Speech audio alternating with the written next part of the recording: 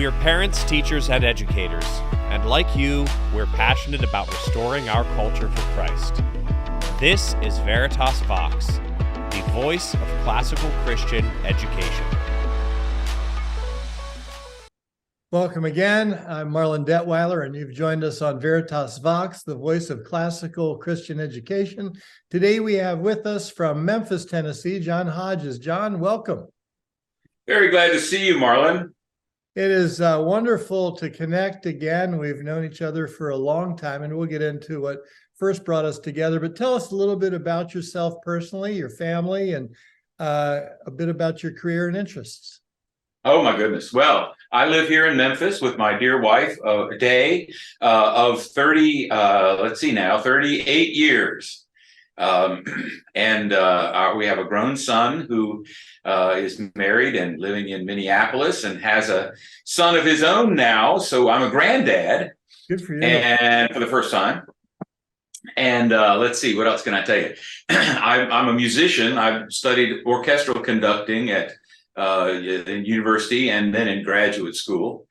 And then I went on to conduct orchestras for many years. So that's my major training. But then I taught college as well. Did you play instruments or sing? Yeah, I'm a trumpet player. I play several instruments badly. I tell people I play the orchestra now. I play the orchestra. That's my instrument. That's great. That's great. And what else can I tell you? I got into music when I was very young, and I started conducting when I was in high school. So I've been conducting, since 1973, I guess, 1970. Wow. That's great. Something like that. That's great. And then I taught college for many years while I was conducting orchestras, and there I taught music and art history and the philosophy of the Christian faith. Okay. I ran an organization called the Institute for the Arts and Cultural Apologetics. Okay. My dean liked long-term titles. That leads us to some of the things, or one of the things you're up to today, which we'll get into in just a moment. As a conductor, and you were also a composer, I read. Tell us a little bit about your interests in being in composition of music. Well, I was conducting, and I was working in various churches as well, and I began to think, why couldn't I write some arrangements or some compositions for my own choir, that we could use? And I really wanted to encourage other people to do that anyway. So I thought, well, why not me? So I got into that too. And what it's turned out to be is some composing for a musical. Partner and I have written a musical based on the story of Rumpelstiltskin. And really? It's called Golden. And it's in development right now in New York City. So we've had two fine workshops with Broadway actors doing our singing and reading our script and so on. And we're in the process of finding a developmental theater that will run it. We're working with a Tony Award-winning production company in New York called Showtown Theatricals. They just won a Tony, this last Tony deal. Yeah. And we're working with them, and they've found us some very good people to work with. And so we've got a big team now, and we've got our investors lined up. So all we have to do is write a good show. That's what we're doing. So the process is far more sophisticated and takes far longer than most people realize. I was invited to a reading on the show Amazing Grace in New York. Yes. In a workshop environment, and then saw it produced off Broadway before it finally came on. And it was just fascinating how long and the whole process it took. That's commendable. I'm excited. I hope you'll keep me informed about how that develops. Yes, we'll do. Our producers want to have the buzz for the show in New York has been very good, and our producers want to keep that going by having a cabaret concert of just our music, sung by Broadway singers in December. So we're nailing down the date right now and the location, but it'll be at some kind of cabaret in New York, and hopefully we'll have some big names. That's really neat. That is really neat. Yeah, it's very exciting. You've also worked in church music too. Was it Right. Was it one or two churches where you were the minister of music? Well, I guess I've worked in 1, 2, Oh, okay. 3. I guess 3, but the most recent and the most, I guess, extensive was at Second Presbyterian in Memphis. I was there for 10 years as their music director. What did And you? we had a big choir there that we could do, big choral orchestral things. I would hire the Memphis Symphony folks to come in and play, and we'd do the Brahms Requiem or the Haydn Creation or, something like that. And so it was a very big program. That's really neat. Yeah, I have enjoyed. I go to a smaller church right now, and I've always enjoyed churches that had live orchestra instruments as part of the music. Yeah. It really is of significance and impact in the worship experience. I agree. You got involved in classical education. Oh goodness, this would have been back in probably 94, 93. That's right. That's you got a good memory, but it's about the time that you and I met each other. I have a good peg for it. I'm sorry, go ahead. I was just saying that's about the time you and I met each other, probably. I think 90, 95, 96, something like 94, right in there. Yeah. Don't you suppose? I think that's about right. But you were involved as a founding board member of Westminster Academy in Memphis, a classical Christian school, and one of the early schools. We met when you all asked me to come up there and speak and consult with the board. Yeah. Tell me how you got involved in that. What was it that said, I got to be part of this? Well, I was teaching college at a little private Christian college here in town called Crichton College. And we had designs to give what we thought was the best of a liberal arts education to our students.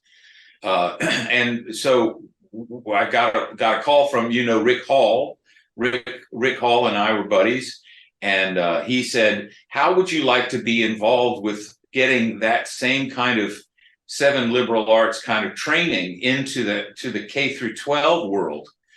And I said, I think that sounds like a great idea. It would make up for, we're starting from scratch basically as freshman college level work, because people weren't studying that way. So we were trying to do that at the college level. So when he offered that idea, I got involved, and 6 couples got together. And it's interesting because none of the 6 of us knew all the other 5 before we started. Everybody was, new to this, and represented, I think, at least 5 different churches. Oh my! So it was a big, multi-faceted organization from the very beginning. I think it was 94 when we started thinking about it, and it was 96 when we opened. But in between those 2, we had you out at least once, maybe twice. Yeah, I was there twice. I've often said these folks in Memphis were foolish enough to invite me twice. Oh no, your contribution helped clarify for a lot of people what we were after. Yeah, and so it helped out a lot. That's good. So you raise an interesting question, because I see a lot of collegiate initiative thinking that that's where the key shaping goes on for young people. But as I've been involved in the K-12 world now for more than 30 years, I see and believe that it's a little bit like what you just said, and I want to hear you unpack it more. It's too late. Yes. Now, I will say, better late than never, but tell us what advantage you see for a well-educated, classically Christian educated kid coming into a collegiate setting. How does it make a difference? It's priceless. What we saw so much was that a lot of young people, as you know, were going off to college, having grown up in the church and grown up in a Christian school, and they go off to college and then lose their faith. And it was a massive number. I mean, I forget what the number was, maybe 50%, as much as 50%. Bauckham has reported it in all of Christian circles, going to colleges as high as 70%. Oh my, it's gotten worse. Now that's not necessarily a permanent loss. In other words, right. They may come back, but that's what he's observed, and I think has some data to back it up, has been the case in an undergraduate time period in college. Yeah, I think that's right. The problem is that somehow we weren't teaching our kids that academic work and the faith were integrated, so that they understood that you didn't have to park your brain at the door to become a Christian, or get rid of your Christianity in order to be a serious academic. Yeah, neither of those is necessary, and we've all together as a culture forgotten that the university was born out of a Christian mind. Yeah. So I'm going to make the statement stronger, and I bet you'll agree with me that you can't park your brain. It matters who's telling the story, and there's a sense in which I wrote an article. This goes back decades. That the term Christian education has a redundancy to it. Any education is necessarily Christian. We're studying God's creation and how he's providentially superintended his creation in order to understand what we're learning. That's right. What we consider education today is standing on the foundation of centuries of Christian belief. And what we're finding now, interestingly enough, in academia is that there are those who are committed atheists, or at least agnostic about the faith, who are beginning to see that the entire fabric of the culture will unravel if we give up Christianity. Yeah. And I'm thinking about Tom Holland, the historian, or Jordan Peterson, or the philosophers. Now I'm gonna blank on all these names since I haven't thought about them for a while. But anyway, what you're finding is James Lindsay. I'm thinking in particular about James Lindsay. Has done a lot of good work lately, and what they're saying is, I don't believe it myself, but if we don't go back to it, we're gonna fall apart. And it's because even the left political world, the atheistic left-leaning political world still is so steeped in Christian thought that though they reject Christianity outwardly, they still hold to Christian principles about what is right and wrong. Yeah. But they just apply them wrong. So what we're seeing is the left is deeply involved with trying to care for and look out after the underprivileged, the minority, the groups that are being oppressed. But where do you get that idea that doing that is a good idea? Well, you don't get it from the Greeks. You don't get it from the Romans. You don't get it from the Chinese. You don't get it from the Japanese or the Africans. You get it from Christianity. That's where it comes from. You see, we have a Christ that hangs on a cross for the benefit of everyone else. Most oppressed of all people in the history of the world is Jesus himself. And suddenly we have coming up out of the Roman Empire, a set of beliefs that are based on the Bible. And they then have informed us about what's right and wrong in the West forever. So we've got a West that's ignoring Christianity, but embracing it without knowing it, It's a schizophrenic thing. And people are beginning to see that. And even though they themselves are not willing to be hip enough to go back to belief, they're seeing that the fabric of the culture is actually going to disappear, unravel. Tough to build a building without a foundation. That's it. How do you start on the 12th floor? It's pretty amazing. But going back to Westminster for just a moment, describe it. How would you describe the school today? Oh, let's see. They are now 26, 7, 8 years old, something like that. They have a fine headmaster, and they have 480 students, something like that, maybe. It's going very well. They're, for the first time, the last couple of years, for the first time, they are expanding from 2 sections per grade to 3 sections per grade. It's a big move. And it's a big move. And as you know, doing so, you have to do that very carefully, because you don't want to dilute the teacher quality, the teaching quality going on. You have to find faculty that can take on that extra section that can continue that same quality level of work.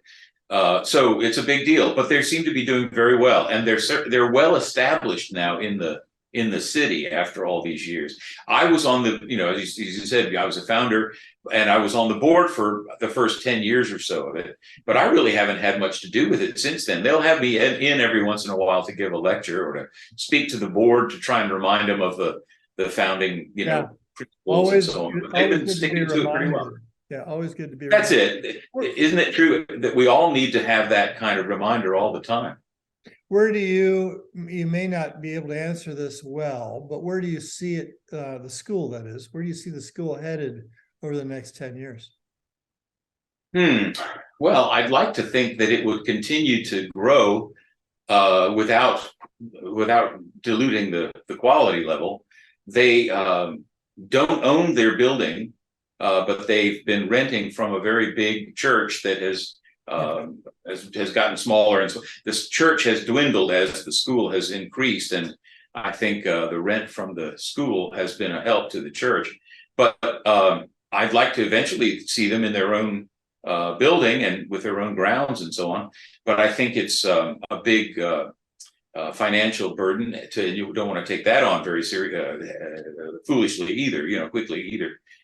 But that would be lovely if they would have that, because as you and I both agree, I'm sure the atmosphere of the architecture and the atmosphere of the learning is important, as well as the content of the learning. So we'd like to see them build something that would reflect their own beliefs, our own beliefs.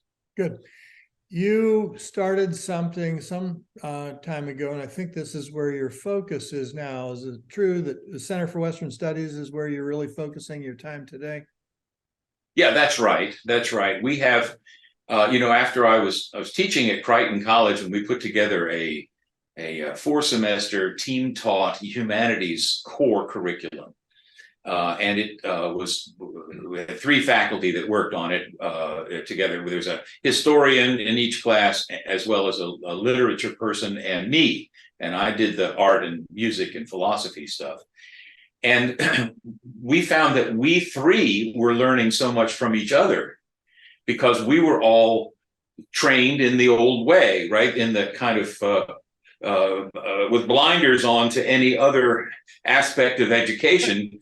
I remember when I was going to music school, the music building was on a square with the art building right next door. And I don't think I ever saw any music faculty talking to art faculty. There just wasn't any interaction. They were, just airtight, that sort of thing. Anyway, we were all sort of trained that way. So we know a smattering of the other guys' fields, but to be able to sit in on lectures of the other 2, we each got so much out of it. And then the conversation amongst the 3 of us in front of the class brought the class into all of that too. And what we were seeing was that kind of integrated, multifaceted way of teaching was really a help to the students to kind of triangulate on the ideas that we're trying to get across, So yeah, go ahead. No, I thought you were pausing there. Go ahead. Just that when the college itself kind of came to an end, sadly, it's a long story and it's not important really. We changed presidents, and the vision of the president was different, and things started to go a different way. And all of us began to realize that, we kind of saw the writing on the wall. It's not going to be as emphasizing this kind of approach. So we all started thinking about where we could go from there. Well, I was a musician. I was already had a foot out in the music world. So I just stepped on to going on with my music career and left the college. But the other 2, 3, 4 guys stayed for a little longer, and eventually they went and got other jobs too. But we all said, wouldn't it be great if we could continue somehow to teach this kind of integrated study to young people, especially given how many are losing their faith in school when they go off to college. Wouldn't it be great if we could give them some kind of foundation before they go? In fact, at the same time, a couple of people who were parents at Westminster Academy had seniors that were about to go off to college, and the parents were wringing their hands about where to go and what to do. Mm-hmm. And one of them even came to me and said, "What if we just give you the tuition and you teach our kids?" Well, that was nuts. That's crazy. I knew we couldn't do that. But maybe start thinking, what could we do? Well, what we decided we could do is give a gap year program. Right. And so what we decided was we would do as much of our team taught sort of thing in 1 year, starting with the Greeks and working our way through to the postmoderns, and touching on 5 different areas that we thought were most influential in today's culture. Where do we get the ideas that are influencing today's culture? And so we start with Homer and we work our way through. And we read literature and music and art and architecture and philosophy. And so that's what we've done. And we started in 2008 with our first year, and we've had a few students every year. We purposefully make the group small. We have a maximum of 8 that we take every year. Oh, wow. And we've never had 8. It's always been less than that. And we study during the year, and we travel in the spring. We rent an apartment in Paris and one in London, and we take them over there. And we take them to the Louvre and to the National Gallery and to Oxford and to Chartres and various places where they can see and understand, get firsthand information about the things that we've been talking about during the year. What a great experience. Now that has been an in-person in Memphis, and of course, right. traveling together to other places. But you've expanded it too, haven't you? Isn't it more than that? If I remember correctly, you're doing some things online, and you're also doing some things with older people, with parents. That's right. A few years ago, we started doing a podcast, and they are still available on our website, centerws.com. You can find them there or on any podcast app. Uh-huh. But we've, in the last 2 or 3 years, we haven't been able to do those, and I can tell you why. But it's interesting, fascinating things that God has brought us to. But we're going to pick those back up this fall, I think. Okay. But in addition to the in-person thing, this year in particular, we had students that wanted to come and do the year, but they were in other countries. And they couldn't get out of their country. They couldn't get visas to come and study. Okay. And so we thought, well, could we do a kind of online gap year for them? And as we started thinking about it, we thought, well, we don't want to do that. That's not our favorite way. We want to do it in person. But if the only way we could do it for them would be online, right? If the alternative is not to do it at all, well, then let's do it online. And that made us start thinking about all the adults that have said all along, whenever we talk to adults about their kids, the adults say, well, what about us? Yeah. Can't we do something? Can't you do something for us? Well, we've never done it before, really, but we're planning this fall to have an online adult course that will teach much of what it is, not anywhere near all, but much of what we usually do for our gap year students. It's going to be 10 weeks in the fall on 1 night a week, and 10 weeks in the spring for 1 night a week. And all of that will be in preparation for a trip to Europe. So the things that we study are going to be directly connected to where we would go on a tour for the adults. I look forward to hearing how that goes. That sounds fascinating. There have been so many times over the course of our involvement through the schools that we've started and through Veritas Press that we've heard from parents, I wish I had gotten that kind of education. And you're providing a segment of the answer to that question, the kind of segment that a parent can absorb with their jobs and responsibilities and that Yeah, sort of thing. They can't busy stop schedules, that's everything right. and do something full time like a student's job is. Their career is to be a student, but parents generally can't do that. And you're providing a wonderful service there. That's really cool. Thank you. In our Thank you. last couple minutes, I want to ask you something that I have thought about. I'm not a musician. I like music. I wouldn't say I'm a sophisticated listener to music, but I'm not a novice either.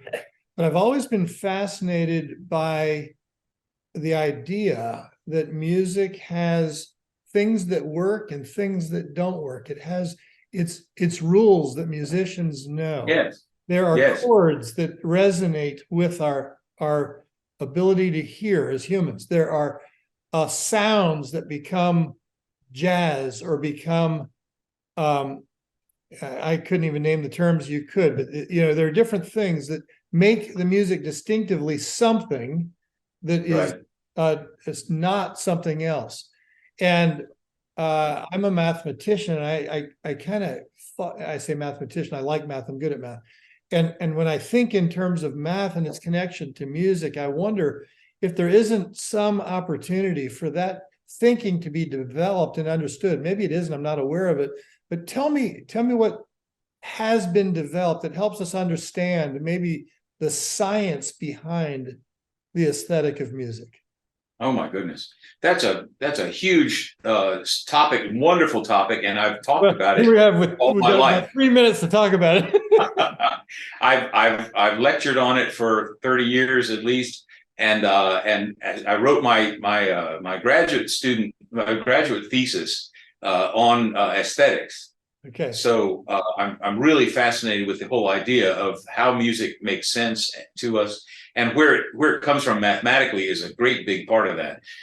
Pythagoras probably is the father of all of that, this kind of discussion. Pre-Socratic philosopher, as you know. Yeah. And he studied ratios. He was very interested in how it is that unit fractions on a vibrating string relate to each other. And they do. If you take an entire string and pluck it, and then you stop it at the exact half point, then pluck it, it gives you an octave higher, 1 octave higher. If you go to 1/3 a point, you get an octave and a 5th higher. And if you go to a 4th point, it's like halving the half. So it's another octave higher than the length of the string. The 1/5 of the string gives you 2 octaves and a 1/3 above. And if you combine all those notes together, it's a major triad. It's a major chord. So if the entire string is a C, then a 1/3 of the string is a G, and a 1/5 of the string is an E. And C, E, G is the chord that we call the C chord, like you play on the guitar, or the piano. So one string actually vibrates at all of those frequencies at the same time, but you can hear the unit fraction parts. So one string actually provides you with a sense of harmony. You don't have to have more than one string to have harmony. Isn't that bizarre? This is the first time I have ever heard anyone really articulate that these things have been done, and not only have been done, but they've been done way back, thousands of years ago. And they're, I assume, still being applied and still being developed as if it's a current conversation. That's right. It's the basis of every instrument that we have. If you think about the guitar, you've got a string, right? And you tie it off at this end, you tie it off at this end, and then you put frets on it so that you can stop that string at various places. Well, the half of the string and the 1/3 of the string, 1/4 of the string, 1/5 of the string give you these overtones, so that one low E on the guitar, for example, you hear a B and a G sharp very faintly because they're in there. And then if you play the B's and G sharps and other E's above that on the other strings, you get what they call an E chord on the guitar, because all those other strings are reinforcing the harmonics of that bass note. Does that make sense? That's fascinating. So the wonderful thing about music is that because you have some pitches that are in consonance with that low string, You can have pitches that are not in consonance with that low string, and that's where you get tension in music. You play notes that are not in that low string, and it gives you a sense of dissonance. And music is all about going from consonance to dissonance and then back to consonance again. And so, in a sense, music is telling a story. It's starting at home and it's going away to some foreign land, and then it's coming back home again to resolution, you see? So it's a very abstract way of telling stories. Yeah. To me, it is a sad thing that we have not learned the basics in many things that are so easy to learn. It's so easy to understand. Doesn't mean we're going to be experts in every area, but that kind of education that you just gave over the last 3 or 4 minutes is what I see happening in classical Christian education.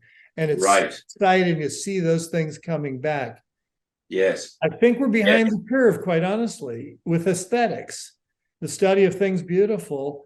And you just pointed out in very objective ways, opportunities for us to take advantage of to move that forward and not be behind the curve anymore. John, thank you so much for joining us today. Oh, certainly.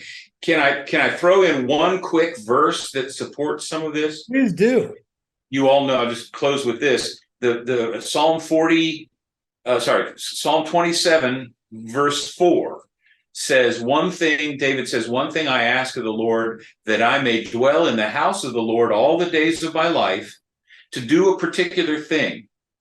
And that particular thing is to gaze upon the beauty of the Lord, as though beauty is in him. Yeah. And so everything that we see in this world that's beautiful, that stirs that up, is a way for him to draw us closer to him. So beauty and harmony is a kind of beauty. All of that ties together because God himself is not only true and good, but he's beautiful. Yeah. What a great close. Thank you so much. Folks, you have been with us on Veritas Vox, the voice of classical Christian education. Thank you, John. My pleasure.